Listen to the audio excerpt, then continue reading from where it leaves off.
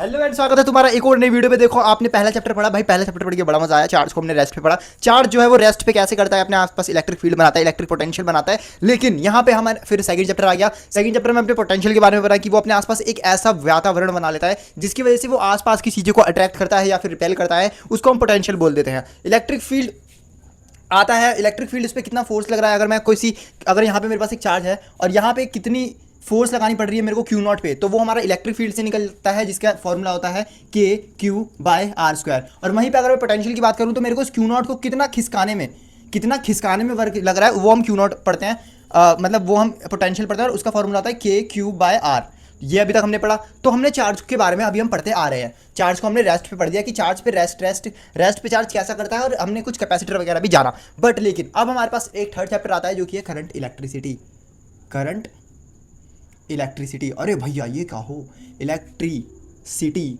Sir electricity का क्या मतलब है? इलेक्ट्रिसिटी का मतलब है इलेक्ट्रॉन की सिटी, सिटी यानी शहर। और करंट का मतलब क्या होता है सर? करंट का मतलब होता है विंड करंट। आपने विंड करंट सुना है इंग्लिश में, यानी हवा का बहना। हवा का बहना भी एक विंड करंट। करंट का मतलब होता है बहना। तो बहना किसका? इलेक्ट्रॉन की सिटीज का बहना। इलेक्ट्रॉन की सिटीज का बहना हम पढ़ने वाले हैं इसके अंदर। यानी इस बार जो हमारे पास चार्ज होगा, चार्ज है क्या जो हम बात करें, चार्ज रुका हुआ है, चल रहा है। बेसिकली इलेक्ट्रॉन और प्रोटॉन को सेपरेट हो जाने पे वो चार्ज फॉर्म कर लेते हैं। तो यानी इलेक्ट्रॉन इस बार चल रहा होगा, हमें इसके बारे में पढ़ाई करनी है। तो बेसिकली इस चैप्टर के अंदर हम इलेक्ट्रॉन को चलाएंगे। हम करंट के बारे में जानेंगे कि तार वार में करंट कैसे चलता है और कैसे हमारे अब बातों से यहाँ पे कुछ बातें बनाएंगे। और बातें बना के हम ये देखेंगे कि मेरे पास अगर एक कंडक्टर है, सर कंडक्टर से आपको क्या मतलब है बेटा? यहाँ पे कुछ भी हो सकता है, आयरन हो सकता है या फिर कोई सा भी, बस उसके पास फ्री इलेक्ट्रॉन चाहिए। तो लकड़ी वकड़ी बस पकड़ा देना, दिक्कत हो जाएगी। क्योंकि लकड़ी बेसिकली करंट जो है कंडक्ट नहीं करती। अगर मैं मेटल की बात करूं तो मेटल के अंदर फ्री देख रहे हो बेटा, फ्री इलेक्ट्रॉन मेरे पास 10⁻29। एक बार मैं देख लूं, 10⁻29 मीटर पर सेकेंड। भाई तुम समझ रहे हो कितनी ज्यादा स्पीड है? इस स्पीड से रैंडमली मोशन करते हैं, रैंडमली। ओ सॉरी, इलेक्ट्रॉन डेंसिटी है 10⁵। वही मैं सोच रहा कुछ गलत है। 10⁵ मीटर पर सेकंड स्क्वायर से ये लोग इधर उधर अगर ये इलेक्ट्रॉन है तो ये इधर उधर भागता रहेगा। क्यों भाग रहा है सर? क्यों, क्या दिक्कत है इसके अंदर? क्योंकि अगर यहाँ पे एक एटम है, यहाँ पे एक एटम है, तो ये इलेक्ट्रॉन और इलेक्ट्रॉन रिपेल वगैरह कुछ होते हैं और ये अपने ही कंडक्टर के अंदर इधर उधर घूमते हैं। सर तो फिर तो करंट बनना चाहिए। मैंने बोला हाँ, क्योंकि इलेक्ट्रॉन का फ्लो ही करंट होता है। अभी आपने बताया कि इलेक्ट्रॉन के फ्लो को हम करंट बोलते हैं। Flow of electron is current. Sir ये बात तो गलत हो गई। तो मैंने बोला बेटा कि यहाँ पे करंट बना रहा होगा, बट अभी मैं बताता हूँ कैसे यहाँ पे क्यों नहीं बन रहा होगा। It's a mystery. तुम तब तक सोचो, तब तक मैं यहाँ पे बताता हूँ कि यहाँ पे इलेक्ट्रॉन क्यों नहीं घूम रहा होगा। मान लो यहाँ पे इलेक्ट्रॉन है तो दूसरा इलेक्ट्रॉन भी तो होगा यहाँ पे, और मान लो ये इस तरफ चल रहा है और ये इस तरफ चल रहा है, तो दोनों का करंट तो मिला के 0 हो गया ना। और यहाँ पे हजारों है। अभी मैंने कितना लिखा था? 10⁻29 मीटर क्यूब। यानी एक मीटर में इतने सारे इलेक्ट्रॉन। 10⁻29 तुम्हें यहाँ पे बहुत छोटा लग रहा है। मैं कह रहा हूँ तुम 29 इस बोर्ड पे पूरे 0 लिख दो। 29 इतने 0 होंगे तब जाके उतने इलेक्ट्रॉन आएंगे। अरे बाप रे बाप, इतने सारे इलेक्ट्रॉन है। हाँ, और इन सबका जब आप एवरेज लेते हो तो यहाँ पे 0 आता है। अगर मैं यहाँ पे एवरेज वेलोसिटी निकालूं, इनकी एवरेज वेलोसिटी निकालूं, एवरेज वेलोसिटी ऑफ इलेक्ट्रॉन्स, तो वो मेरे पास आएगी। मान लो पहले इलेक्ट्रॉन की वेलोसिटी इनिशियल, सेकंड की एंड थर्ड की एंड सो ऑन एन तक मान लो इसके अंदर एन तक है, और डिवाइड बाय एन ऐसी तो करते हैं, टोटल लिख देते हैं, उसके नीचे टोटल से डिवाइड कर देते हैं, तो वो हमारे पास यहाँ पे 0 आती है। यानी अगर सभी वेक्टर, अगर मैं वेक्टर का सम करूँ, वेक्टर सम होगा, ध्यान रखना। अगर स्केलर करोगे तो सबके पास कुछ ना कुछ वेलोसिटी होती है, उन सबको ऐड करोगे तो कुछ ना कुछ वैल्यू आएगी। लेकिन वेक्टर प्रोडक्ट करते हो तो 0 आता है। सर वेक्टर प्रोडक्ट क्या? मान लीजिए एक एरो इधर जा रहा है, एक एरो इधर जा रहा है, एक एरो इधर जा रहा है, तो इनका प्रोडक्ट 0 होगा। यानी कि टोटल तो 0 ही आता है सर, डायरेक्शन वगैरह मिला के। हाँ हाँ आता है, 0 आता है। इनिशियल वेलोसिटी 0 होती है, ठीक है। और मान लो इलेक्ट्रॉन इधर है तो इनिशियल वेलोसिटी उसकी 0 है, एवरेज वेलोसिटी भी उसकी 0 आ रही है। ठीक है सर। अब हमने क्या करा? अब मैंने जो है ना इसके आसपास एक बैटरी लगा दी तो क्या हुआ? करंट चलने लगा। तब मैंने अच्छा सुनो, मैंने बैटरी नहीं लगाई, तब मैंने जब इसको छुआ मुझे कुछ नहीं हो रहा। क्यों? क्योंकि भाई करंट इसके अंदर प्रेजेंट ही नहीं है। करंट क्यों प्रेजेंट नहीं है भाई? इलेक्ट्रॉन तो चल रहा है, मगर उसका टोटल 0 आ रहा है। उसका जो टोटल था ना में 0 आ रहा है। तो सर मैं क्या करता हूँ, इसको हीट कर देता हूँ। जब मैंने इसको हीट दी तो इलेक्ट्रॉन फिर से बहुत तेज भागने लगे, लेकिन करंट तो फिर भी नहीं लगा। भाई लोहे को गर्म कर रहे हो तो गर्म तो लगेगा। मान लो वहाँ से हीट कर रहे हो, अरे भाई गर्म लगा, छुआ, अरे भाई गर्म लग रहा है। क्यों गर्म लग रहा है? क्योंकि यहाँ पे ये इलेक्ट्रॉन जो है एनर्जी लेके जा रहे हैं, करंट लेके नहीं जा रहे। अभी भी इलेक्ट्रॉन इधर उधर भी भाग रहा है, तो इधर उधर भागने के लिए हमें इसे इधर उधर नहीं भगाना भाई। हमने कहा कि तू एक डायरेक्शन में चल, और एक डायरेक्शन में चलने के लिए मैंने यहाँ पे लगा दी बैटरी। ये होता है बैटरी का पॉजिटिव चार्ज और ये होता है नेगेटिव साइड। तो जब मैंने इसके अंदर बैटरी लगाई तो ये इलेक्ट्रॉन पॉजिटिव चार्ज की तरफ भागने लगा। क्यों? क्योंकि यहाँ पे इलेक्ट्रिक फील्ड बन गई। इलेक्ट्रिक फील्ड क्यों बन गई? क्योंकि इधर पॉजिटिव चार्ज है, इधर नेगेटिव चार्ज है। पॉजिटिव नेगेटिव चार्ज आप फर्स्ट चैप्टर में पढ़कर आए हो, एक इलेक्ट्रिक फील्ड पैदा हो जाती है। तो इलेक्ट्रिक फील्ड पॉजिटिव में से निकली और नेगेटिव में एंड हो गई। जब ये इलेक्ट्रिक फील्ड यहाँ पे आई तो इलेक्ट्रॉन के ऊपर एक फोर्स लगी और इलेक्ट्रॉन पॉजिटिव टर्मिनल के पास जाने लगा। फोर्स कौन सी होगी? इलेक्ट्रॉन पे जो फोर्स लगेगी वो होगी क्यू ई। आप फर्स्ट चैप्टर में पढ़कर आए हो, इलेक्ट्रॉन पे जो फोर्स लग रही होगी वो क्या होगी? Q E. अगर मैं यहाँ पे F इजिकल टू एम में लगा दूँ, जो कि क्लास 11 का बहुत तगड़ा फॉर्मूला था, तो F मैं इलेक्ट्रॉन पे फोर्स क्या लग रही है? क्यू ई, और इलेक्ट्रॉन का मास और इलेक्ट्रॉन की एक्सेलरेशन। यहाँ पे मेरे पास एक्सेलरेशन का फॉर्मूला आता है Q E by M E. यहाँ पे ये एक फॉर्मूला निकल कर आ गया, यानी जो इस इलेक्ट्रॉन की एक्सेलरेशन होगी वो ये होगी। तो क्या सर इलेक्ट्रॉन तो एक्सेलरेट कर रहा है तो एकदम भाग जाना चाहिए ना, है ना? ये तो एकदम भाग जाना चाहिए। नहीं बेटा, नहीं नहीं नहीं, ऐसे नहीं होता। यहाँ पे एक कॉन्सेप्ट आता है drift velocity. Drift velocity, sir drift velocity क्या कहती है? ड्रिफ्ट वेलोसिटी हमें ये कहती है कि अगर मेरे पास यहाँ पे कोई इलेक्ट्रॉन है तो ये टकरा टकरा के जा रहा होगा। यहाँ पे एक इलेक्ट्रॉन थोड़ी ना होगा, यहाँ तो कहीं भी प्रोटॉन भी होंगे, प्लस भी होंगे भाई, एटम भी होगा, यहाँ पे प्लस होगा, यहाँ पे प्लस होगा, यहाँ पे कोई दूसरा इलेक्ट्रॉन होगा, तो ये पहले इससे टकराएगा, इससे टकरा के भाई भटक जाएगा, भटक जाएगा तो इधर आएगा, इधर आएगा, इधर आएगा, ये टकराते हुए जाता है, यानी एक रैंडम मोशन करते हुए जाता है।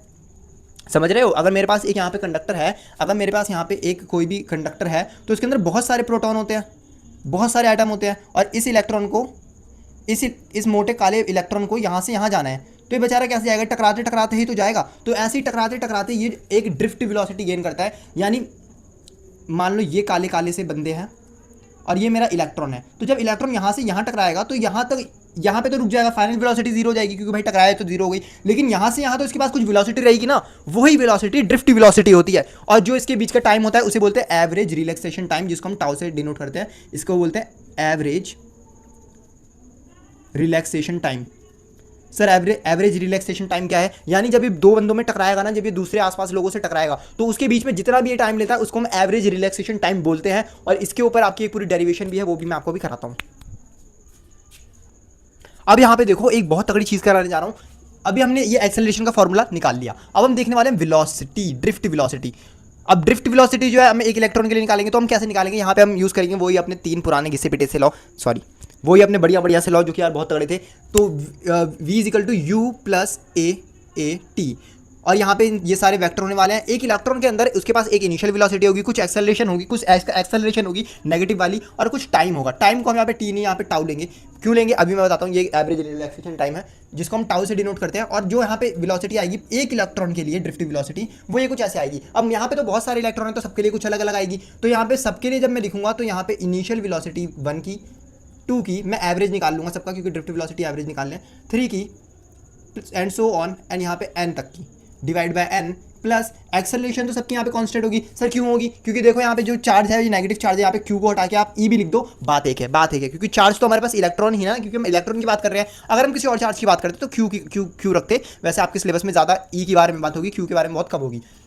तो यहाँ पे अगर मैं देखूँ तो इलेक्ट्रॉन, भाई सब इलेक्ट्रॉन के लिए एक इलेक्ट्रॉन का चार्ज सेम रहेगा। इलेक्ट्रिक फील्ड, अगर हमने यहाँ पे कोई कंडक्टर ले लिया है, जब हमने कंडक्टर यहाँ पे ले लिया है तो भाई उसके अंदर बैटरी थोड़ी ना बदलोगे, बैटरी तो वही रहेगी। यानी इलेक्ट्रिक फील्ड भी हमारे पास यहाँ पे सेम होने वाली है, और मास भी सबका सेम होने वाला है। तो यहाँ पे एक्सेलरेशन जो है वो सबकी सेम होने वाली है। टाइम को अगर मैं लूँ तो tau 1, tau 2, tau 3 and tau n तक डिवाइड बाय n। तो अगर यहाँ पे अब मैं देखूँ तो ये जो इनिशियल वेलोसिटी है सबकी जीरो होगी।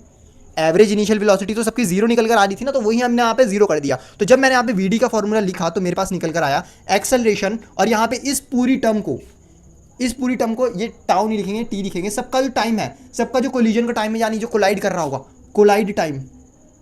कोलिजन टाइम ऑफ इलेक्ट्रॉन जो होगा वो हमारा यहाँ पे निकल कर आएगा टाउ। टाउ क्या है सर? एवरेज रिलैक्सेशन टाइम है, आपको क्वेश्चन में गिवन होगा, इसकी ज़्यादा चिंता ना करें। और बाकी अगर हम वीडी की वैल्यू निकालें, ये डेरिवेशन वैसे बोर्ड्स में आती है, तो इलेक्ट्रॉन यहाँ पे एक्सेलरेशन हम लिख देंगे ई, बड़ा ई, टाउ यहीं से है, और डिवाइड बाय एम। ये हमारे पास निकल कर आता है ड्रिफ्ट वेलोसिटी का फॉर्मूला। टाउ यहाँ पे एवरेज रिलैक्सेशन टाइम है, इलेक्ट्रिक फील्ड यहाँ पे है, हमारे पास एक वेक्टर है, और टाउ भी आएगा। नहीं, यहाँ पे एक नेगेटिव साइन आएगा। क्यों आएगा? क्योंकि ये इलेक्ट्रॉन चार्ज की वजह से नेगेटिव आएगा, बाकी डायरेक्शन वगैरह तो यस आपको पता ही है। तो यहाँ से अगर मैं बात करूँ कि छोटा ई क्या है? चार्ज ऑफ इलेक्ट्रॉन है, और ये बड़ा ई क्या है, बड़ा ई है हमारे पास electric field, electric field. M है हमारे पास मास ऑफ इलेक्ट्रॉन, टाउ हमारे पास है एवरेज रिलैक्सेशन टाइम। ओके, तो ये सारा है और इस सबको नोट करिए, डेरिवेशन आपके बोर्ड्स में जरूर आएगी।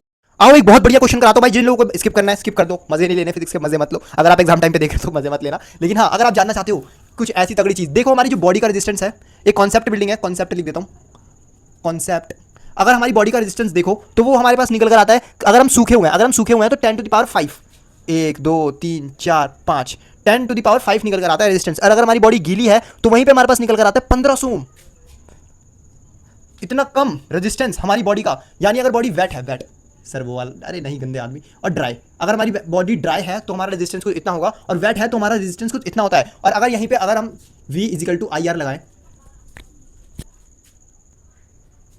अगर हम यहाँ पे भाई, मैं सो रखे रहा हूँ कि मैं पागल हो गया हूँ, मतलब कुछ भी समझ लो, बेख्याली में भी तेरा ही, मैंने सूखे सूखे इसको छुआ तो आखिर होगा क्या, अगर मैं सूखे सूखे सूखे छूता हूँ इसे तो इसके अंदर 220 वोल्ट आ रहा होगा इंडिया में, और यहाँ पे अगर मैं करंट निकालूँ रेजिस्टेंस में ये वाला रखूंगा 10⁵, तो ये मेरे पास 2.2 एम्पियर निकल कर आता है, यानी मेरे को 2 एम्पियर का करंट लगेगा, जो कि मेरे ख्याल ना के बराबर होगा, ना के बराबर तो नहीं होगा लेकिन होगा, करंट होगा 2.2 एम्पियर का होगा, वोल्टेज ज़्यादा होगी इसलिए महसूस होगा और झटका लगेगा, ठीक है। अब मान लो मैंने यहाँ पे गीली बॉडी के साथ छू लिया, भीगे होंठ तेरे, नहीं नहीं नहीं, यहाँ पे अगर मैं इसको एक गीली बॉडी के साथ छूता हूँ तो मेरे पास वोल्टेज तो 220 ही रहने वाली है, मैं आर को नीचे लाऊंगा और आर कितना होगा, आर यहाँ पे मेरे पास होगा 1500, तब जो मेरे पास करंट निकल कर आएगा 147 मिली एम्पियर। तुम देख रहे हो ये भी मिली एम्पियर में आएगा, बहुत छोटा करंट होगा, बट तुम देख रहे हो 147 मिली एम्पियर, कहाँ 2.2 से 1.7 पहुंच गया, कितना ज्यादा अंतर है। तो यही भाई फिजिक्स है, ये फिजिक्स है। गीली बॉडी में देखो कितना ज्यादा करंट आ रहा है और सूखी बॉडी में इतना सा, तो इसलिए कह रहे हैं जब भी आप इलेक्ट्रिसिटी का काम कर रहे हो तो कृपया करके नहा के आने के बाद ना करें, या कुछ गीले काम करके ना करें। फॉर्मूला निकल कर आता है करंट डेंसिटी। भाई करंट डेंसिटी क्या होता है, it is defined as the amount of electric current in a conductor per unit area, यानी एक एरिया डिफाइन कर लो और उस एरिया में कितना करंट जा रहा होगा उसको बोलेंगे हम करंट डेंसिटी। इसके ऊपर क्वेश्चन वगैरह निकल कर आते हैं और यहीं पर हमारे पास एक दो चीजें और निकल कर आती है जो कि आपको पढ़नी है। एक होती है कंडक्टेंस, कंडक्टेंस क्या, आपने कंडक्टेंस को हम छोड़ते हैं, कंडक्टेंस का मतलब होता है, देखो आपने रेजिस्टेंस सुना होगा, रेजिस्टेंस, तो रेजिस्टेंस का उल्टा ही होता है कंडक्टेंस। रेजिस्टेंस क्या होता है भाई, इसको हम आर से डिनोट करते हैं और इसको हम ओम, इसकी ऐसा यूनिट होती है। वैसे यहाँ पे कंडक्टेंस है जिसको हम जी से डिनोट करेंगे और इसकी जो है ऐसा यूनिट होगी ओम इनवर्स। ओम इनवर्स से समझ आया, ओम इनवर्स से समझ आया कि ये बराबर होगा 1/r के और ये बराबर होगा 1/g के, यानी एक दूसरे के रेसिप्रोकल है। अगर हम मेरे को एक यूनिट डिफाइन करनी है, अगर मैं कह रहा हूँ कि किसी कंडक्टर की रेजिस्टेंस इतनी है तो उसका उल्टा अगर मैं उसका रेसिप्रोकल कर दूंगा तो वही उसकी कंडक्टेंस बन जाएगी। मेरे प्यारे बच्चों यहाँ पे ध्यान से देखो, यहाँ पे आपको एक नई चीज़ पढ़नी है कि जो टेम्परेचर है अगर मैं उसको बढ़ाता हूँ तो उसके ऊपर कंडक्टर का क्या असर पड़ता है, क्या कंडक्टर के अंदर रेजिस्टेंस बढ़ेगा या घटेगा, क्या होता है वो हमें देखते हैं। तो देखो जब भी आप टेम्परेचर बढ़ाते हो ना, मान लो मेरे पास एक कंडक्टर है और अगर आप इसके अंदर टेम्परेचर बढ़ाते हो तो ये जो है इलेक्ट्रिसिटी अपनी कम कर देता है। सेमीकंडक्टर में उल्टा होता है, ये मेरे पास एक मेटल है, मेटल एक कंडक्टर है, अगर ये कंडक्टर है और मेटल है और मैंने इसको टेम्परेचर बढ़ा दिया, मैंने यहाँ पे अगर टेम्परेचर बढ़ा दिया तो उसकी जो कंडक्टेंस है ना, जो यानी बिजली कंडक्ट करने की इसकी ताकत थी, वो इसकी यहाँ पे कम हो जाएगी। क्यों कम होगी सर, क्योंकि जो इलेक्ट्रॉन, मैंने भी आपको बताया कि करंट चलता है क्यों, करंट यहाँ से जा रहा है, क्यों जा रहा है, क्योंकि इलेक्ट्रॉन यहाँ से आ रहे हैं, क्योंकि इलेक्ट्रिक फील्ड बैटरी हमारी जो है इलेक्ट्रिक फील्ड बना रही है इसके अंदर। अगर इलेक्ट्रिक फील्ड ऐसे बना रही है, इलेक्ट्रॉन इधर जाएंगे, क्या अगर मैं टेम्परेचर बढ़ा दूंगा तो इलेक्ट्रॉन को आने में दिक्कत होगी, हाँ, क्योंकि पहले ये इलेक्ट्रॉन आराम से जा रहा था, अब क्या होगा, टेम्परेचर बढ़ गया। मान लो ये मेरे पास कंडक्टर है और इसके अंदर बहुत सारे इलेक्ट्रॉन हैं और ये सारे के सारे एक तरफ जा रहे होंगे और इसमें प्रोटॉन भी है, तो अगर मैंने टेम्परेचर बढ़ा दिया तो इनके पास काइनेटिक एनर्जी आ गई। अगर मैंने टेम्परेचर बढ़ाया तो कुछ उसके पास हीट एनर्जी भी तो जाएगी, हीट एनर्जी जा रही होगी। अगर वो हीट एनर्जी मेरे पास जा रही है तो वो किस फॉर्म में जा रही है, हीट निकल कहाँ पे रही है, तो इनकी जो काइनेटिक एनर्जी है वो इतनी ज़्यादा तेज हो जाती है, वो इतने ज़्यादा टकराने लगते हैं कि आपस में ही टकराने लगते हैं, ये आपस में इतना ज़्यादा टकराने लगते हैं कि ये जो रेजिस्टेंस है करंट को पैदा ही नहीं होने देता। आपने ये भी देखा होगा कंप्यूटर वगैरह जो हमारे गर्म हो जाते हैं, फिलहाल उसके अंदर क्या होता है, उसके अंदर होता है सिलिकन। मैं तुम्हें बताता हूँ कि अगर मतलब कोई चीज़, मेरे पास अगर सेमीकंडक्टर है तो उसमें ये चीज़ उल्टी हो जाती है, उसमें हमें टेम्परेचर बढ़ाना होता है जिससे कंडक्टेंस उसकी बढ़ जाती है। सेमीकंडक्टर में अगर मैं टेम्परेचर बढ़ाऊंगा तो कंडक्टेंस भी मेरी बढ़ जाएगी। क्यों क्यों क्यों? आपका एक लास्ट चैप्टर है सेमीकंडक्टर बेटा, उसमें भी तो कुछ पढ़ोगे, तो उसके लिए बचा के रखो। सेमीकंडक्टर चैप्टर में पढ़ेंगे कि ऐसा क्यों होता है। तो फिलहाल अभी हमें करंट इलेक्ट्रिसिटी चल रहा है, तो हम इसमें मेटल के बारे में पढ़ते हैं। बाकी मैंने बता दिया सेमीकंडक्टर जो है इसमें टेम्परेचर बढ़ाने से कंडक्टेंस बढ़ती है, लेकिन मेटल के अंदर टेम्परेचर बढ़ाने से कंडक्टेंस घटती है। क्यों? क्योंकि इलेक्ट्रॉन जो है वो उसको अब उसके पास बहुत ज़्यादा काइनेटिक एनर्जी है, वो ज़्यादा टकराएगा, जिससे उसका टाउ जो है रिलैक्सेशन टाइम में बढ़ जाएगा। यानी कि अब वो जल्दी जल्दी टकरा रहा है और बहुत कोलिजन कर रहा है, तो जिससे करंट का रेजिस्टेंस जो है बढ़ जा रहा है। अब यानी कि मेरे पास पहले तार थी, इसके अंदर मैं पहले करंट जब दौड़ा रहा था तो आसानी से दौड़ जा रहा था, एकदम सही करंट चल रहा था। लेकिन मान लो मैंने इसको मेजर करा तो 2 मिली एम्पियर आ रहा था, लेकिन जब मैंने इसको यहाँ पे टेम्परेचर दिया तो यहाँ पे 1 मिली एम्पियर हो गया। क्यों? क्योंकि सर करंट को चलने में दिक्कत हो रही है रेजिस्टेंस के साथ।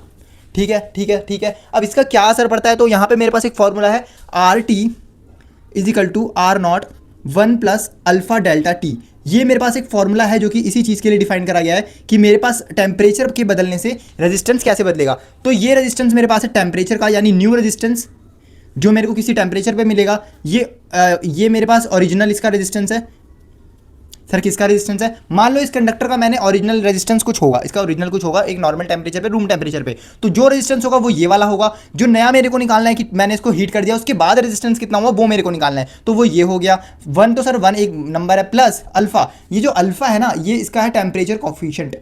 टेम्परेचर कॉफिशिएंट, और ये सभी मेटल के लिए अलग होता है, आयरन के लिए अलग अलग होगा, और किसी भी मतलब समझ लो हर मेटल के लिए अपना अलग अलग होगा। तो वो यहाँ पे ये है, और टाइम टी क्या है? टी है मेरे पास टेम्परेचर, कि आपने इसको कितना टेम्परेचर दिया और ये टेम्परेचर मेरे पास केल्विन में आएगा। तो जब मैंने इन सारी चीज़ें जब मैंने इसका ओरिजिनल टेम्परेचर डाला 1 प्लस प्लस करा मैंने अल्फा, और अल्फा क्या है? इसका टेम्परेचर कॉफिशिएंट, जो कि आपको क्वेश्चन में गिवन होगा। आपने जब वो पुट करा और इसके अंदर टाउ पुट अपना टेम्परेचर पुट कर दिया, तो टेम्परेचर पुट करने के बाद आपको ये जो आर टी मिलेगा ये आपका एक नया रेजिस्टेंस होगा, जो कि भाई तुम्हारा बन जाएगा एक नए टेम्परेचर पे। यानी टेम्परेचर बदलने के, अगर आप टेम्परेचर बदलोगे तो रेजिस्टेंस भी बदलेगा। ये मेटल के साथ होता है। सेमीकंडक्टर में जो है इसका उल्टा होता है, कंडक्टेंस और ज्यादा बढ़ती है। आपको यहाँ पे पढ़ना है रेजिस्टर इन सीरीज, यानी सीरीज के अंदर रेजिस्टर हमारे कैसे वर्क करने वाले हैं। ये आप क्लास 10th में ही पढ़कर आए हो भाई, बहुत ज़्यादा इजी है। बस यहाँ पे 3-4 चीज़ें ऐड हो गई हैं। क्या ऐड हुई है बता देता हूँ। मान लीजिए मेरे पास यहाँ पे एक सर्किट है, और इस सर्किट के अंदर मैंने यहाँ पे बैटरी लगा दी, और बैटरी के साथ साथ मैंने यहाँ पे 1 2 3। सर ये ऊपर नीचे क्या बना रहे हो बेटा? इन्हें रजिस्टर बोलते हैं। ये एक तरीका है इनको शो करने का जिन लोगों को नहीं पता। और मान लीजिए यहाँ से मेरे पास करंट जा रहा है, तो ये R1 मान लो, ये R2 मान लो, और ये R3 मान लो। सर ये क्या है? ये हमारे पास तीनों के तीनों रजिस्टर है जो कि एक साथ लगे हुए हैं। करंट इन सब में सेम रहेगा। सीरीज में जो है करंट सेम रहता है, ये याद रखना, ये लिख लेना, करंट सेम इन ऑल, क्या हो गया इसे, रजिस्टर। सीरीज में जो है वो करंट सेम रहेगा साइड रजिस्टर में, यानी जो करंट यहाँ से बहता हुआ जाएगा वही करंट हमारा इसके अंदर भी आएगा, वही करंट हमारा इसके अंदर भी आएगा, वही करंट इसके अंदर भी आएगा। लेकिन वोल्टेज का यहाँ पे ड्रॉप होगा, और कितना ड्रॉप होगा? जो वोल्टेज में ड्रॉप होगा ना, यानी जो वोल्टेज घटेगी वो डायरेक्टली प्रोपोर्शनल होगी आर की वैल्यू के, यानी जितनी आर की वैल्यू होगी उतना ही हमारे पास वोल्टेज का ड्रॉप आएगा। मान लीजिए इस आर की वैल्यू बहुत ज़्यादा बड़ी है, बहुत ज़्यादा रेजिस्टेंस है, तो यहाँ पे वोल्टेज भी ज़्यादा गिरेगा। और इनको ऐड करने का तरीका क्या है? मान लीजिए मैंने एक नया सर्किट बना लिया और यहाँ पे एक आर नेट ले लिया, मतलब इन सबको जोड़ के मेरे को एक ही में दिखाना है कि भाई ये देखो इतना सर्किट जो है वो इतना रेजिस्टेंस है टोटल। तो ये टोटल जो आएगा वो आएगा आर नेट। आर नेट जो आएगा आप सबको पता है भाई, 10th क्लास से पढ़ते आ रहे हो भाई। नहीं पढ़ा भाई? क्या पढ़ रहे थे 10th में तुम? है R1 R2 कोई बात नहीं, R3। देखो जो इसका फॉर्मूला आएगा ना वो ऐसा कुछ आएगा आर नेट का, R1 R2 प्लस R3, ये हमारे पास फॉर्मूला आएगा जो कि हमारे पास इसका हो जाएगा। और सेम चीज़ आपको पैरेलल में ही पड़ती है, तो जल्दी जल्दी हम यहाँ पे हम जानने वाले सीरीज और पैरेलल के अंदर कुछ इंपॉर्टेंट बातें जो आपको याद रखनी है, और ये आपके कॉन्सेप्ट बिल्डिंग में एकदम, मतलब जब आप एग्जाम में बैठे रहोगे और आपके सामने क्वेश्चन होगा, और वो क्वेश्चन मतलब सीबीएसई देखो, किसी की बात कर लो, एनडीए की बात कर लो, सीबीएसई की बात कर लो, सारे लोग रट्टेबाजी को छोड़ चुके हैं, सब लोग एक ही चीज़ की तरफ जा रहे हैं, कॉन्सेप्ट। यानी कि अब नई नई चीज़ें आ रही है, एजुकेशन सिस्टम बदल रहा है, रट्टे वाली चीज़ें कम हो गई है, अब जो है कॉन्सेप्ट वाली चीज़ें लगती है। मान लो मेरे पास सीरीज है और सीरीज में 3 रजिस्टर लगे हुए हैं, ये कॉन्सेप्ट बता रहा हूं मैं। अगर 3 सीरीज में लगे पड़े हैं और उनका रजिस्टर R1 R2 और R3 है, तो आप सबको पता है कि इसका net resistance R1 plus R2 plus R3 हो जाएगा। लेकिन इससे होगा क्या, ये हम कर क्यों रहे हैं? अगर मेरे पास एक सर्किट है और मेरे को उसके अंदर रेजिस्टेंस बढ़ाना है, अगर मेरे को रेजिस्टेंस बढ़ाना है तो मैं सीरीज का इस्तेमाल करूंगा, क्योंकि रेजिस्टेंस डायरेक्ट ऐड हो रहा है। लेकिन अगर मेरे को एक रेजिस्टेंस यहाँ पे मान लो R1 है, मतलब R ही है, और ये भी R ही है, और ये भी R ही है, तो अगर मैं इनको पैरेलल में लगाऊंगा तो इनका रजिस्टर जो है वो कम हो जाता है, इनका जो रेजिस्टेंस है वो कम हो जाता है। मान लो ये भी आ रहा है, ये भी आ रहा है, ये भी आ रहा है, मान लो ये भी आ रहा है, ये भी आ रहा है और ये भी आ रहा है, तो इनका टोटल क्या हो जाएगा, आर नेट जो होगा मेरे पास वो हो जाएगा 3R, क्योंकि भाई मैंने सबको जोड़ दिया। लेकिन अगर मैं यहाँ पे देखूँ तो मेरे पास आर नेट हो जाएगा 1/R plus 1/R plus 1/R, तो ये हो जाएगा 3/R और ये हो जाएगा 1/R नेट। ये यहाँ पे बहुत बच्चे गलती करते हैं, इसको बच्चे आर नेट नीचे नहीं लिखते, ये टोटल जो होता है आर नेट के बराबर होता है। मैं यहाँ पे बहुत गलती कर देता था, मैं बार बार इसको ऊपर लिख देता था, लेकिन याद रखना इसको लास्ट में रेसिप्रोकल करना पड़ता है और यहाँ पे आ जाता है R/3। यानी कि अगर मेरे पास आर ओम्स का रजिस्टर है ना, ओम लगाते हैं इसके आगे, तो अगर मेरे पास आर ओम का रजिस्टर है और मेरे को उसकी कम करनी है पावर, तो मैं जितना बार उसको डिवाइड करूंगा वो उतनी बार कम होता जाएगा। लेकिन वहीं पे अगर मेरे को रेजिस्टेंस बढ़ाना है तो यहाँ पे मेरे को सीरीज में लगाना है, अगर मेरे को घटाना है तो मेरे को यहाँ पे पैरेलल में लगाना है। क्या बात समझ आई? क्या सीरीज पैरेलल का यूज समझ आया? अगर मान लीजिए मेरे को थोड़ा बढ़ाना भी है, थोड़ा थोड़ा घटाना भी है, कस्टमाइज करना है, मान लीजिए मेरे पास ये सर्किट पड़ा है, ये क्या है अगर आप जानना चाहते हो वीडियो में तो मैं बता सकता हूं। लेकिन इसके अंदर आप रजिस्टर देख रहे होंगे टेढ़े मेढ़े लगे पड़े हैं। भाई टेढ़े मेढ़े लगे क्यों लगे हैं इसमें टेढ़े मेढ़े? क्योंकि यहाँ पे हमें कस्टम रेजिस्टेंस चाहिए था। कस्टम रेजिस्टेंस के लिए आधे रेजिस्टेंस तुम ऊपर लगा दो, आधे जो है पैरेलल में लगा दो। तो ऐसे करके आपको सीबीएसई वगैरह में या फिर जेई वगैरह में सवाल भी देखने को मिलते हैं, जिसके अंदर आपसे बस छोटे मोटे ऐसे सीरीज पैरेलल बना के दे देगा और आपसे पूछेगा कि भाई इसका नेट रेजिस्टेंस बताओ। मेरे प्यारे बच्चों यहाँ पे ध्यान से देखो, यहाँ पे एक ईएमएफ की बात करी गई है और एक पोटेंशियल डिफरेंस की बात करी गई है। ईएमएफ हमारे पास अलग चीज होती है, पोटेंशियल डिफरेंस हमारे पास अलग चीज होती है। सर ये क्या बोल रहे हो? मान लीजिए आपके पास एक सेल है और उस सेल के ऊपर कुछ वोल्टेज लिखा हुआ है, मैं सेल देखता हूँ मेरे पास आसपास पड़ा होगा। मान लो एक सेल है, उसके ऊपर कोई पोटेंशियल डिफरेंस लिखा हुआ है और उस पोटेंशियल डिफरेंस पे मतलब तुम बोलोगे कि भाई इस पे 3.8 वोल्ट लिखा है। आप घड़ी का सेल उठा के देखना, उसमें लिखा रहता है 3.8 वोल्ट सेल, या आप इलेक्ट्रोकेमिस्ट्री में भी पढ़ोगे ये चीज, सेम टॉपिक। तो मान लो उसके ऊपर 3.8 वोल्ट लिखा है, लेकिन अगर आप उसको सर्किट में लगा देते हो तो भाई वो तेरा 3.8 वोल्ट नहीं चलता है, वो 3.8 वोल्ट से हो जाता है। सर कहना क्या चाह रहे हो? मैं कहना चाह रहा हूं कि बेटा देख इधर, अगर तेरे पास एक सेल है और उस सेल को अगर तू लाया है दुकान से खरीद के तो उस पे लिखा है 3.8 वोल्ट, लेकिन अगर मैं इस सेल को यहां पे एक सर्किट में के अंदर एक बल्ब के साथ लगा दूंगा और अगर मुझे अब इसका मान लो इसका ओम कितना ओम, मान लो 2 ओम इसका रजिस्टर ले लो, और मैं कह रहा हूं कि अब जब मेरे को यहां पे कैलकुलेशन वगैरह करने बैठा कि चलो कुछ निकालता हूं, मेरा बहुत खुजली हो रही है अंदर से, तो मैं यहां पे 3.8 वोल्ट नहीं लूंगा बेटा, नहीं लूंगा 3.8 वोल्ट, क्योंकि अब जब ये सर्किट से कनेक्ट हो गया है तो ये 3 वोल्ट नहीं देगा, ये 3 मतलब 3.8 वोल्ट नहीं देगा, ये कुछ कम देगा। मान लो कितना देगा सर? 3.2 दे सकता है सर, 3.1 दे सकता है, ज़्यादा कम भी नहीं होगा लेकिन इतना कम भी नहीं होगा कि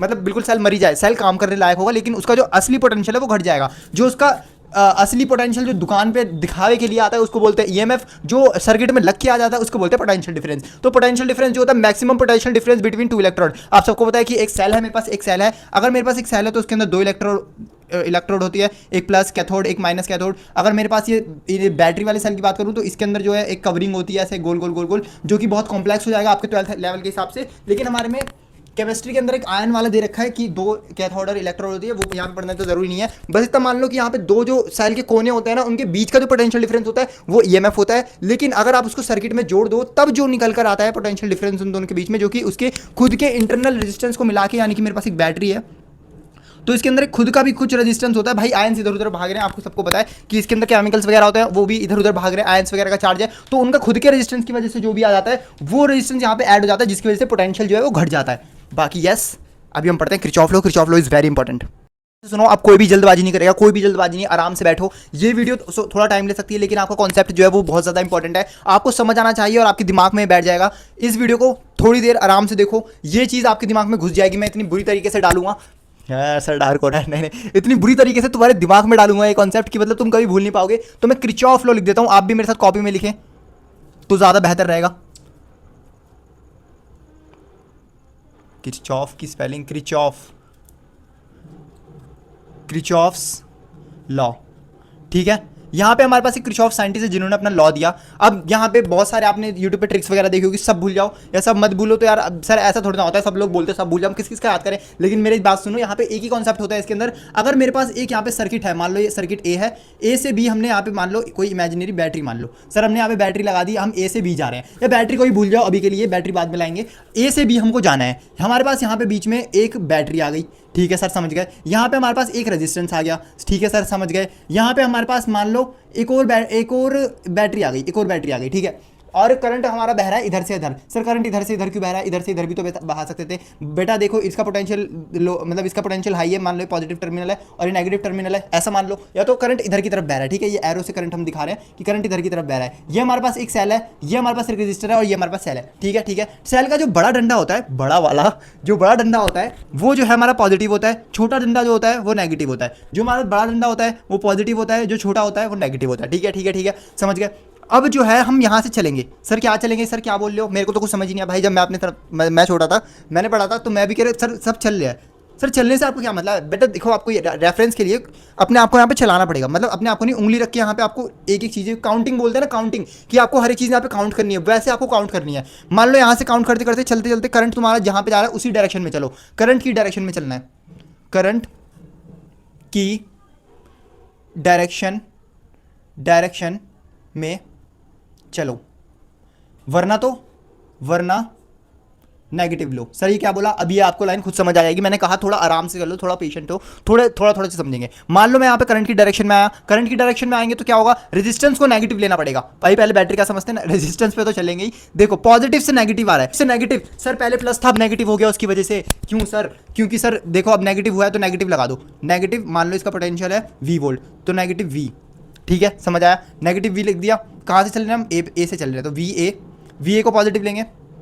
माइनस क्यों लगाया सर, प्लस क्यों नहीं लगाया, क्योंकि बेटा यहाँ पे माइनस, प्लस से माइनस में जा रहा है, माइनस हो गया। अब थोड़ा आगे चले, हमें एक रेजिस्टेंस दिख गया आर ओम का, ठीक है, आर ओम का रेजिस्टेंस दिखा। सर ये रेजिस्टेंस जो है ना, हम भी करंट की डायरेक्शन में चल रहे हैं। रेजिस्टेंस के टाइम में रेजिस्टेंस को बस रेजिस्टेंस की तरह देखो, बाकी रेजिस्टेंस के टाइम में तुम्हें अपना रास्ता देखना है और करंट की डायरेक्शन देखनी है। अगर दोनों सेम डायरेक्शन में है तो नेगेटिव लगा के IR लिख दो। सर IR क्या है, आर बेटा आपका यहीं ये जो रेजिस्टेंस होगा यही वाला होगा। सर आई क्या है, आई जो हमारा करंट फ्लो हो रहा है इस सर्किट में वो वाला होगा, जो यहाँ पे इसके थ्रू जा रहा होगा, ठीक है। सर यहाँ पे आ गए, ये इस वाली बैटरी पे आ गए, इसको V भी बोल देते हैं।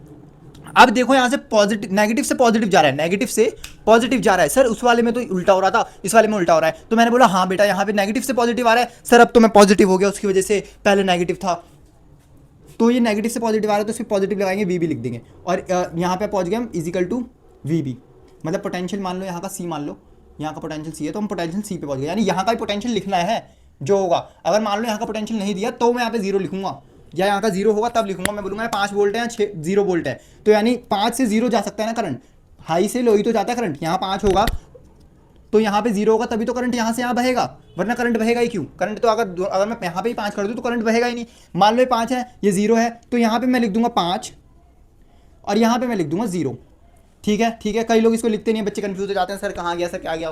तो ऐसे बनता है आपकी इक्वेशन, और ऐसे आपको 3-4 इक्वेशन बनाएगी। आपको क्वेश्चन आता है इसके ऊपर बोर्ड्स में, मैं बोलूँ तो साफ मेरे बोर्ड्स में इसके ऊपर क्वेश्चन आया, मेरे पिछले साल वाले भी बोर्ड में क्वेश्चन आया, मेरे उसके पिछले बार भी क्वेश्चन आया। Kirchhoff law is very important, आपकी कई जगह भी कॉन्सेप्ट में भी लगता है ये। पिछली बार किरचॉफ की स्पेलिंग गलत हो गई थी सर, कमेंट बॉक्स में कमेंट मत करना प्लीज़ भाई, ऐसे गंदे गंदे कमेंट करते हो यार, अच्छे कमेंट कर दिया करो यार, मैं मोटिवेट हो जाता हूँ। देखो किरचॉफ्स लॉ, सर ये जो किरचॉफ लॉ है इसका दूसरा पार्ट भी है, पार्ट 2, किरचॉफ लॉ पार्ट 2। यहाँ पे आपको देखने को मिलेगा, अगर मेरे पास एक करंट है, मान लो ऐसे मेरे पास तार जा रही है। सर ऐसी तार कौन बनाता है बेटा, एक बार अपने घर में झाँक के देखो, तुम्हारे घर में पूरे ऐसी तार बिछी हुई है। तो मैं कह रहा हूँ कि यहाँ से मान लो मैंने करंट भेजा, मान लो मैंने यहाँ से करंट भेजा, यहाँ से मैं कुछ भी करके करंट भेज रहा हूँ, और मैं कह रहा हूँ कि यहाँ से आया 5 एम्पियर, यहाँ से करंट आया 2 एम्पियर। सर ये तो 7 एम्पियर हो गया है। मैंने बोला हाँ बेटा, तो मैं कह रहा हूँ यहाँ पे करंट गया I2, मैंने कहा यहाँ पे करंट गया I1, और यहाँ पे करंट गया I3। तो मान लो ये करंट यहाँ से आ रहा है और यहाँ पे जा रहा है, तो मैं कहूँगा कि जो I2 होगा प्लस I1 होगा प्लस I3 होगा वो बराबर होगा 5 एम्पियर प्लस 2 एम्पियर, यानी 7 एम्पियर के बराबर होगा। सर ये कैसे बोल दिया आपने, ये क्यों बोला। तो मैं कह रहा हूं कि यहाँ पे एक स्टेटमेंट होती है जो किरचॉफ बाबू हमको देते हैं, ये बाबू हमको बोलते हैं द नेट करंट, कहीं लिख लो द नेट करंट, कॉपी निकालो बेटा को लिख लो,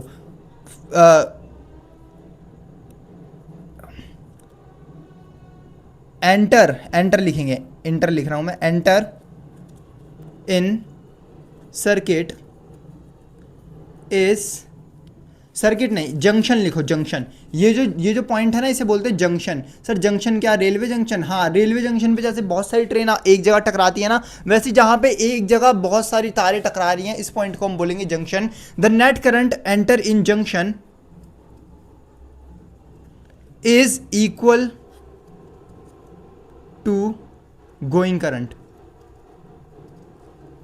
यानी कि जितना करंट एक जंक्शन में आ रहा है वो उसी के बराबर होगा जितना करंट आ रहा है। ये वाला करंट देखो जाने वाला करंट है, और ये वाला करंट हमारे पास आने वाला करंट है। आने वाला करंट जितना होगा उतना ही जाने वाला करंट होगा। इसको, ये किस पे बेस है? ये बेस है quantization of charge, conservation of charge. Sir conservation of charge. अच्छा बेटा बाबू, अब कंजर्वेशन निकल ही गया तो कंजर्वेशन बता ही दो। सर कंजर्वेशन क्या होता था? कंजर्वेशन ऑफ चार्ज हो जाता हमारा Q is equal to N E, यानी मेरा जो चार्ज है वो E के मल्टीपल होगा। ठीक है, ठीक है, ठीक है, समझ आया, समझ आया। यहाँ पे ये कंजर्वर चार्ज के ऊपर बेस करता है कि हमारा चार्ज कभी डिस्ट्रॉय नहीं हो सकता भाई, जितना आ रहा है उतना ही जाएगा, कहीं बीच में ख़त्म नहीं हो जाएगा, कहीं बीच में माइनस नहीं हो जाएगा अपने आप। ये मतलब कंजर्व बता रहा है कि ये बचा ही रहेगा। कंजर्व का मतलब बचा हुआ। इस चीज़ को नोट कर लेना भाई, अब जल्दी से नोट करो। जो हम नेक्स्ट टॉपिक पढ़ने जा रहे हैं उसका नाम है wheat stone bridge. Sir wheat stone से क्या मतलब है? वो गेहूं वाला व्हीट? हाँ हाँ बेटा वही गेहूं वाला। गेहूं तो तेरा बनेगा बेटा अगर तूने लेक्चर को पूरा नहीं देखा। मुझे माफ कर दो, कमेंट में गाली मत देना मेरे को। देखो व्हीट स्टोन ब्रिज का मतलब मैं साफ बताऊं, ये चीज़ मेरे को मेरे टीचर ने रटवाई थी, और जब मैंने पूछा था ना उन्होंने मेरे को गालियां देके सुनाई थी। मतलब गाली भी नहीं दी थी, अच्छा मेरे को क्या बोलो, समझो बेइज्जत भली कर दिया पूरी क्लास के सामने मेरे को। लेकिन पता है ये व्हीट स्टोन ब्रिज मैंने पूछ लिया सर ऐसा होता क्यों है। अभी मैं आपको इसके बारे में बताता हूँ। मान लीजिए मेरे पास एक सर्किट है ऐसे करके, और यहाँ पे मैंने बैटरी जोड़ दी। ये तार मैं बना रहा हूँ ब्लैक ब्लैक से, ये तारें होती हैं, और इसके अंदर मैंने एक बैटरी जोड़ दी। एक रेजिस्टेंस मैंने यहाँ पे लगा दिया, एक रजिस्टर मैंने यहाँ पे लगा दिया। सॉरी ये बहुत गंदा बन रहा है, मैं इसको अच्छे से बनाता हूँ। यहाँ पे एक रजिस्टर है, यहाँ पे एक रजिस्टर है, आप समझ रहे होंगे ना, आप समझ रहे होंगे ऐसे ही बनता है रजिस्टर, आप अच्छे से बनाना। और मैंने इसको यहाँ पे बैटरी दे दी, मान लो कुछ भी 12 वोल्ट की बैटरी दे दी, और यहाँ पे मैंने इसको मान लिया ए पॉइंट, मैंने इसको यहाँ पे मान लिया बी पॉइंट, और यहाँ पे मैंने बीच में जोड़ दिया गैल्वेनोमीटर। सर ये गैल्वेनोमीटर क्या होता है? हम नए नए आए, हमें नहीं पता। Galvanometer is the device, galvanometer ये जो है मेजर आप जूम करके देख लेना, यूट्यूब में जूम का बटन है। Major current, small current actually है ना, स्मॉल करंट को डिटेक्ट करता है। गैल्वेनोमीटर जो हमने लगा दिया जो कि करंट मेजर करता है। तो जब मैंने यहाँ पे 12 वोल्ट की बैटरी लगाई, मैंने यहाँ का रेजिस्टेंस भी आर लिया, यहाँ का रेजिस्टेंस मैंने आर लिया, यहाँ का रेजिस्टर आर लिया, यहाँ का रेजिस्टेंस आर लिया, मैंने सारे रजिस्टर सेम ले लिए, मैंने सारे रेजिस्टेंस सेम ले लिए। मान लो यहाँ पे मैंने करंट दौड़ाया, चल बेटा बाबू करंट आया सर यहाँ पे आ गया। सर यहाँ पे जब आया ना तो आधा करंट इधर गया, आधा करंट इधर गया। अब ये चीज़ किस पे डिपेंड करती है कि कितना करंट किधर जाएगा। मैंने बोला कि यहाँ से मान लो कुछ करंट आया, मान लो 2 एम्पियर आया, तो मैं कैसे बोल दूँ कि 1 एम्पियर इधर जाएगा, 1 एम्पियर इधर जाएगा। ऐसा भी तो सकता है कि 1.5 इधर चले जाए और हाफ एम्पियर इधर चले जाए, है ना। इधर हो सकता है कि इधर ज़्यादा चले जाए, इधर कम चले जाए। नहीं सर, दोनों जगह 1 एम्पियर जाएगा। क्यों? क्योंकि दोनों जगह रेजिस्टेंस सेम है। अगर हम इनके रास्तों में बात करें तो रेजिस्टेंस सेम है। बेटा ये कॉन्सेप्ट बिल्डिंग है सर, बकवास कर रहे हो बेटा, एक कॉन्सेप्ट बना रहा हूँ तुम्हारा, समझो। अगर मेरे पास एक सेल है और मेरे पास 2 रास्ते जा रहे हैं, एक जगह मेरे पास एक रेजिस्टेंस है, एक जगह एक रेजिस्टेंस है, और मैंने इनको बैटरी से जोड़ रखा है। ये सर्किट समझ आया? मान लो ये R1 है, ये R2 है। अगर R2 ज़्यादा होगा तो करंट R1 में से ज़्यादा जाएगा, करंट वहीं से तो जाना चाहेगा। अच्छा कठिनाइयों में से जाना ज़्यादा पसंद करते हो या फिर आसानी में? सर हम कठिनाइयों में से ज़्यादा पसंद करते हैं, साइंस तभी लिए कह रहा हूँ कि अगर मैंने करंट यहाँ से भेजा तो यहाँ पे देखा तो करंट यहाँ पे भी इसका पोटेंशियल सेम है, यहाँ पे भी इसका पोटेंशियल सेम है। नहीं बेटा पकड़ेगा। कहाँ ध्यान है, तुम कहाँ देख रहे हो? बंद करो बेटा, देखो फोकस रखो। यहाँ पे मैंने भेजा करंट, तो यहाँ पे इसका पोटेंशियल सेम है, लेकिन यहाँ पे अलग है, तभी तो करंट इधर की तरफ जा रहा है। लेकिन अगर मैं इन दोनों पॉइंट को देखूँ, यहाँ ए वाले और बी वाले, ए और बी का पोटेंशियल सेम है, A and B have same, ये मत लिखना, अगर लिखना है तो लिख लेना, मर्जी है, वरना इंपॉर्टेंट नहीं है, नोट्स भरेंगे। सेम पोटेंशियल, अगर सेम पोटेंशियल हो जाएगा इनके बीच में, पोटेंशियल अगर सेम पोटेंशियल हो जाएगा ए और बी के बीच में, तो करंट तो बहेगा नहीं। सर क्यों नहीं बहेगा? करंट तो उसमें से बह रहा है, मैं देख रहा हूँ, मैं यहाँ से बैटरी लगा रखी है तो करंट नहीं बह रहा है। सर क्यों नहीं बह रहा है? क्योंकि पोटेंशियल सेम हो गया बेटा। करंट तभी बहता है अगर पोटेंशियल डिफरेंस होगा। पोटेंशियल डिफरेंस नहीं होगा तो करंट नहीं बहेगा। मान लो मेरे पास एक यहाँ पे एक वायर जा रही है, और यहाँ पे मैंने इसको 12 वोल्ट से बैटरी से कनेक्ट कर दिया है, यहाँ पे मैंने एक बल्ब लगा दिया है, और यहाँ पे 12 वोल्ट की बैटरी उल्टी लगा दी, मैंने यहाँ पे उल्टी लगा दी, सॉरी ये देखो उल्टी लगा दी। है ना। तो ये भी करंट इस तरफ बहाएगा, ये भी करंट इस तरफ बहाएगा, तो नेट करंट यहाँ पे जीरो हो जाएगा। सर क्यों हो जाएगा? बैटरी तो लगा रखी, दो दो लगा रखी, तो मैंने उनका जो मुंह है ना वो एक दूसरे के अपोजिट लगा रखा है। ये भी कह रहा है मैं 12 वोल्ट इधर दूंगा करंट, ये कह रही है मैं इधर दूंगा, तो नेट करंट जीरो हो गया। वही सेम चीज यहाँ पे हो रही है। यहाँ पे जो पोटेंशियल डिफरेंस है ना ए के बीच में और बी के बीच में, यहाँ पे भी पोटेंशियल हमारा मान लो 5 वोल्ट है, मान लो 5 वोल्ट है, यहाँ पे भी 5 वोल्ट है, तो इन ये वाली ब्रांच में नहीं बहेगा करंट। करंट यहाँ से आएगा, यहाँ से आएगा, वो कहेगा भाई यहाँ पे यहाँ तो 5 वोल्ट से, यहाँ से ही 5 वोल्ट आ रहा होगा मान लो, वो ऊपर वाला नीचे भेज रहा है, तो वो कहेगा कि भाई यहाँ से तो आ रहा है 5 वोल्ट, हम इधर भेज देते हैं बाकी करंट। तो यहाँ से जो आएगा वो सीधा इधर निकल जाएगा, और जो इधर से आएगा वो इधर निकल जाएगा। यहाँ अब जब मान लो इधर से करंट आ रहा है, वो देखा भाई यहाँ से भी आ रहा है, नीचे से क्यों आ रहा होगा? क्योंकि समझ रहे हो वोल्टेज सेम है। अगर मेरे पास एक पानी की टंकी है और ये दूसरी पानी की टंकी है, अगर मैं पानी बराबर भर दूं और इनको जोड़ दूं नीचे से, तो क्या पानी एक जगह से दूसरी जगह जाएगा? नहीं जाएगा। क्यों? क्योंकि पोटेंशियल सेम है, पोटेंशियल एमजीएच दोनों का सेम है। एमजीएच पढ़ के आया हो ना क्लास 11th में? नहीं पढ़ कर आया, कोई बात नहीं, बेसिक से करा रहा हूँ एकदम। यहाँ पे अगर मैं इसका पानी का टंकी बढ़ा दूं, तो क्या पानी यहाँ से आ जाएगा? क्यों? क्योंकि सर पोटेंशियल डिफरेंस आ गया। सर पोटेंशियल डिफरेंस आ गया ना इसमें, अगर पोटेंशियल डिफरेंस आ गया है तो इसके अंदर भी तभी बहेगा ना करंट जब पोटेंशियल डिफरेंस आ जाएगा। सर पोटेंशियल डिफरेंस कैसे बना है? मैं कह रहा हूँ रेजिस्टेंस को चेंज कर दो, रेजिस्टेंस को चेंज कर दो, क्योंकि जब करंट इधर से ज़्यादा जाएगा, अगर मैंने यहाँ पे दूसरा रेजिस्टेंस लगा दिया R2, ये नया रेजिस्टेंस है जो कि करंट, मतलब ये अलग है, ये अलग है। पहले मैंने सबको आर लिया, अब यहाँ पे R2 लगा दिया, तो करंट मान लो इसमें से ज़्यादा जाएगा या इसमें से ज़्यादा जाएगा। अब इक्वल करंट नहीं जाएगा, इक्वल करंट नहीं जाएगा तो पोटेंशियल डिफरेंस इनका अलग हो जाएगा, तो करंट इस बार इस ब्रांच में से बहेगा। अगर आपको समझ नहीं आया तो मैं न्यूमेरिकल देके समझ रहा हूँ, बाकी सब समझ आ गया होगा। करंट इस वाली ब्रांच में नहीं बहेगा, यानी ब्रांच हटा दो तब भी इसका कोई काम नहीं है। आपको ऐसे ही सर्किट बना के देगा, पेपर में क्या होगा, आपको सर्किट बना के दे देगा, वो व्हीट स्टोन ब्रिज जैसा, ऐसा सिंपल सा नहीं बना के दे देगा, वो व्हीट स्टोन जैसा दिख रहा होगा। सर कैसे बोलना चाह रहे हो? मैं बोलना चाह रहा हूँ बेटा, देख ऐसे देगा वो ऐसे करके दे देगा, ये व्हीट स्टोन ब्रिज की तरह दिख रहा होगा आपको हल्का हल्का, है ना, है ना, ऐसे करके सर्किट बना के दे देगा। और पूछेगा कि बताओ इस वाली करंट में क्या करंट, इस वाली ब्रांच में क्या करंट आएगा? सर नहीं आएगा। क्यों? क्योंकि ये भी आ रहा है, ये भी आ रहा है, ये भी आ रहा है, मान लो सारे आ रहे हैं, रेजिस्टेंस है ना, सारे रेजिस्टेंस आ रहे हैं, तो मैं कह रहा हूँ इस वाली ब्रांच में जाएगा नहीं। सर इस ब्रांच को हटाओ ना, फिर इस ब्रांच को हटाओ। मान लो तुम्हें यहाँ पे एक ब्रांच बना के दे देगा और यहाँ पे पूछेगा ये एमीटर लगा दिया, इस एमीटर में करंट बताओ, एक जीरो ऑप्शन दे रखा होगा, वो जीरो आपका करेक्ट ऑप्शन होगा। सर क्यों? क्योंकि यहाँ पे व्हीटस्टोन बन रहा है, वो आपको ऐसा सजा के नहीं देगा, वो आपको ऐसा सजा के नहीं देगा, वो एक कॉम्प्लेक्स ऐसा बना के देगा सर्किट आपको, और उसके अंदर आपको व्हीटस्टोन ब्रिज खुद फाइंड करना पड़ेगा। सर व्हीटस्टोन ब्रिज कैसे फाइंड करें? अभी मैं आपको एक ऐसी ट्रिक बताने वाला हूँ जिससे आप कोई भी सर्किट सॉल्व कर सकते हो, कोई भी। तो ये था व्हीटस्टोन ब्रिज का कॉन्सेप्ट कि अगर मेरे पास एक चार रेजिस्टेंस का कुछ लगा हुआ है, और इसको आप न्यूमेरिकली कैसे दिखाओगे? इसकी आपको एक डेरिवेशन भी है, R1/R2 is equal to R3/R4। यानी मेरे पास एक व्हीटस्टोन ब्रिज है, आप भी अपनी कॉपी में बार बार बनाए ताकि आपको ये एक बार याद हो जाए। वैसे ये रिवीजन करने वाला ज़्यादा है नहीं, ये बच्चों को मोस्टली याद रह ही जाता है। मान लो व्हीटस्टोन ब्रिज है, ठीक है, गैल्वेनोमीटर लगा दिया जिसके अंदर करंट तभी जीरो होगा जब इन दोनों का रेशियो बराबर होगा। करंट जीरो होगा, current zero in galvanometer if this condition become true. अगर ये कंडीशन ट्रू होती है, यानी इसका और इसका रेशो, ध्यान से सुनो, अगर R1/R2 और R3/R4 का रेशियो सेम होता है तब भी ये कंडीशन ट्रू है। मान लो यहाँ पे मैंने लिया 2 ओम, यहाँ पे मैंने ले लिया 4 ओम, 2 ओम और 4 ओम ले लिया, और इधर की तरफ मैंने ले लिया मान लो ये कितना हो जाएगा, ये 1/2 हो जाएगा, ये 3 ले लो और ये 6 ले लो, है ना।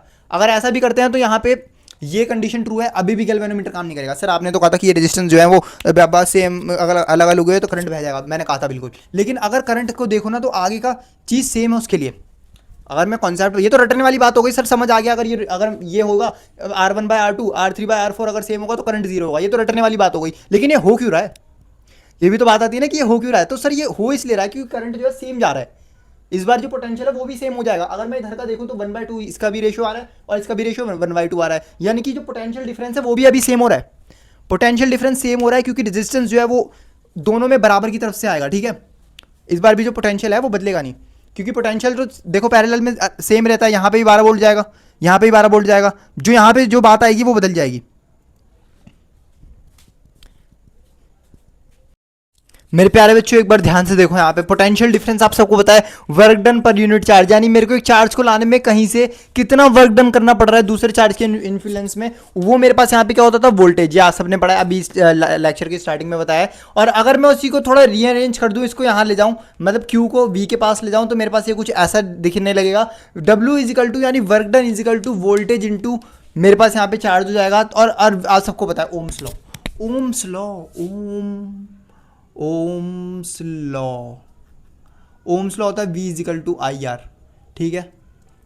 इससे ज़्यादा आपको पूछेगा नहीं, तो इसलिए मैंने ओम्स लॉ के बारे में ज़्यादा चर्चा नहीं करी, because this is the fast lecture, मेरे को 1 घंटे के अंदर सब कुछ कवर करना है। तो मैं अगर V की जगह आई आर लिख दूंगा तो मेरे पास ये ऐसा कुछ आ जाएगा। और चार्ज को मैं क्या लिख सकता हूँ, करंट इनटू टाइम, है ना। Q sir, Q equal to I T, Q equal to I T sir, वो क्यू आई थी सर। सर बेटा यहाँ पे ध्यान दो वापस, Q I T Q I T. और जो हमारे पास हीट है ना, वो वर्क डन में होगी। मान लो अगर कोई भी चीज़ में कोई काम कर रहा हूँ तो वो एनर्जी है, और वो एनर्जी हीट की फॉर्म में निकलेगी, तो वो कितनी निकलेगी, जितना वर्क होगा उतनी हीट निकलेगी, हम ऐसा मान लेते हैं। और कितनी हीट निकलेगी वो यहाँ से पता चलेगा। तो लेकिन अगर मैं Q की जगह मैं आई टी लिख रख देता हूँ तो मेरे पास आई आर और आई टी हो जाता है। तो आई का तो स्क्वायर हो गया, एक आई वी से आया, एक आई क्यू से आया, तो आई स्क्वायर आर टी मेरे पास फॉर्मूला हो जाता है। और यही है हीटिंग इफेक्ट ऑफ करंट। इससे ज़्यादा सवाल नहीं आते। इससे सवाल आएगा तो पूछेगा कि हीटिंग इफेक्ट कितना हुआ, कितनी हीट निकली या कितनी एनर्जी निकली, ऐसा करके पूछ सकते हैं। तो आपको सर्किट का करंट रख देना है और किस रेजिस्टेंस के अक्रॉस निकालना है। भाई कोई रेजिस्टेंस होगा तभी तो वो हीट पैदा करेगा। मान लो मैंने कि यहाँ से मैंने एक सर्किट बनाया, यहाँ पे बैटरी लगा दी, है ना। ये कैपेसिटर लग रहा है, इसको बैटरी एक डंडा बड़ा बनाते हैं, है ना। और यहाँ पे मैंने एक हीटर रख दिया रेजिस्टेंस। तो ये हीटर गर्म होगा, अपने अंदर से कुछ हीट निकालेगा। कितनी हीट निकालेगा, तो मैं बोल दूंगा कि जितने आपको इसमें करंट आ रहा है वो रख दीजिए, और इसका जो रेजिस्टेंस होगा इस हीटर का वो रख दीजिए, और आपको कितने टाइम के लिए चाहिए वो रख दीजिए। यहाँ पे आपका ये टी टाइम है, आई मेरे पास करंट है और आर रेजिस्टेंस है। तो आपको जो है आपका जो है आपको हीटिंग मिल जाएगा, कितनी हीटिंग करेगा। और आपसे को सवाल में पूछ सकता है बेटा पावर बताओ। सर पावर बहुत है हम में, बेटा वो वाली पावर नहीं है। यहाँ पे पावर का फॉर्मूला होता है, पावर को हम बोलते हैं रेट ऑफ इलेक्ट्रिक वर्क। यहाँ पे इलेक्ट्रिक वर्क लिखो, electric work, rate of electric work is called power. बस यार इतना याद रखो, ज़्यादा जानने की ज़रूरत है नहीं, ज़्यादा डीप में इतना पूछेगा नहीं। बाकी अगर मैं आपको बताना चाहूँ तो रेट जिस वजह से होता है, जिससे ईएमएफ मेंटेन रहता है सर्किट के अंदर, उसको यहाँ पे आप पावर बोल सकते हो। और पावर का जो फॉर्मूला होता है मेरे पास होता है work done per unit time. ये बहुत ज़्यादा इंपॉर्टेंट है। पिछली बार मैंने यहाँ पे एक स्टार बनाया था, उस फॉर्मूले को भी याद रखना, और इस वाले फॉर्मूले को भी याद रखना। पावर जो है हमारा work done per unit time होता है, नहीं कितनी तेज़ी से मैं काम कर रहा हूँ, जो काम हो रहा है वो कितनी तेज़ी से हो रहा है, वो हमारा पावर हो जाता है। अगर मैं यहाँ पे लिखूँ पिछला वाला फॉर्मूला, वर्क डन का फॉर्मूला होता है वी इंटू क्या था, वी इंटू क्यू। और क्यू मैं क्या लिख सकता हूँ, मैं लिख ही देता हूँ यार, ये लो क्यू, और यहाँ पे वी, मैं क्यू को लिख सकता हूँ क्यू आई थी sir, I T sir, I T लिख दिया और टी लिख दिया सर, टी से टी कट गया जैसे तुम्हारा कटा था बेटा। और यहाँ पे आई आ गया, वी और आई, पावर का फॉर्मूला आ गया वी और आई। सर यहाँ पे क्या है, ये पी क्या है, पी है हमारी सर पावर। सर वी क्या है, वी सर हमारा वोल्टेज है। सर आई क्या है, आई हमारा सर करंट है। तो यहाँ पे अगर मैं करंट और वोल्टेज को मल्टीप्लाई कर देता हूँ तो मेरे पास पावर निकल कर आती है। जरा इसकी ऐसा यूनिट देखो, वोल्टेज की क्या होती है सर, करंट की क्या होती है सर, एम्पियर। और यहाँ पे वोल्टेज क्या होती है सर, वोल्ट, एम्पियर वोल्ट, जिसे हम कहते हैं वॉट। एम्पियर मीटर ही वॉट है। और अगर मैं यहाँ पे 1 वोल्ट पे 1 एम्पियर का करंट ले रहा हूं तो मैं यहां पे बोलूंगा 1 वॉट की पावर आ रही है जी, 1 वॉट की पावर आ रही है। ठीक है, समझ आया सबको 1 वॉट क्या होता है। 1 वॉट होता है अगर मैं 1 वोल्ट पे 1 एम्पियर की करंट निकाल लेता हूं, तो जो पावर मैं यूज़ कर रहा हूं वो होगी मेरे पास 1 वॉट की पावर। क्या सबको समझ आया, इतना नोट करें और ये फॉर्मूला ज़रूर याद रखें। इलेक्ट्रिक एनर्जी सर क्या है बेटा, हीट की बात है। हीट और एनर्जी एक ही चीज़ होती है। मैं अपने टाइम पे भूल जाता था बार बार, मैं सोचता था हीट का फॉर्मूला क्या था, एनर्जी का फॉर्मूला क्या था। भाई हीट और एनर्जी मतलब एक ही आप मान सकते हो इन द क्लास ट्वेल्थ के हिसाब से बाबू। लेकिन देखो अभी आपको इतना ही समझना है, एनर्जी का फॉर्मूला आता है वी आई टी या आई स्क्वायर आर टी। यहाँ पे टाइम मल्टीप्लाई हो जाता है एनर्जी के टाइम में, एनर्जी में आपका टाइम मल्टीप्लाई हो जाता है। पावर के टाइम में आपका देखो यहाँ पे टाइम नहीं है, इसमें टाइम है। और सेम वही फॉर्मूले लेंगे। सर इतने सारे फॉर्मूले कैसे लिख दिए, बेटा ये एनर्जी इसी के बराबर होती है, और ये टर्म जो है वो इसी टर्म के बराबर है, और ये टर्म जो है वो इसी टर्म के बराबर है। सीधे आपने कैसे लिख दिया, मैंने v equal to I R लगाया। जब मैंने v equal to I R लगाया और मैंने v की जगह यहाँ पे आई आर रख दिया तो आई स्क्वायर आर टी बन गया। और जब यहाँ पे r की जगह मतलब i की जगह मैंने v रख दिया तो ये मेरे पास v स्क्वायर आर टी बन गया। सेम चीज़ मैंने यहाँ पे करी है, v की जगह मैंने क्या रख दिया, आई आर लिख दिया। जब आई आर लिख दिया तो मेरे पास ये देखो आई का ये एक आई मेरे पास आई स्क्वायर आ गया।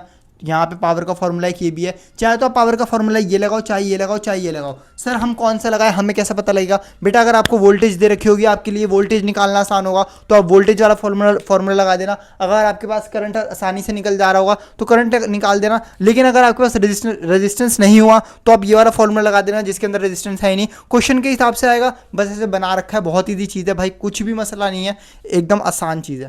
ज़रूर से ज़रूर देखिए पोटेंशियल ग्रेडियंट। सर आपकी हाइट कैसे बड़ी हो रही है बेटा? वो ऑटोमेटिक होती रहती है।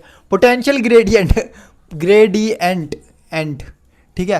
पोटेंशियल ग्रेडियंट क्या होता है? देखो ग्रेडियंट का मतलब समझो किसी भी चीज़ को लेंथ से डिवाइड करना। ग्रेडियंट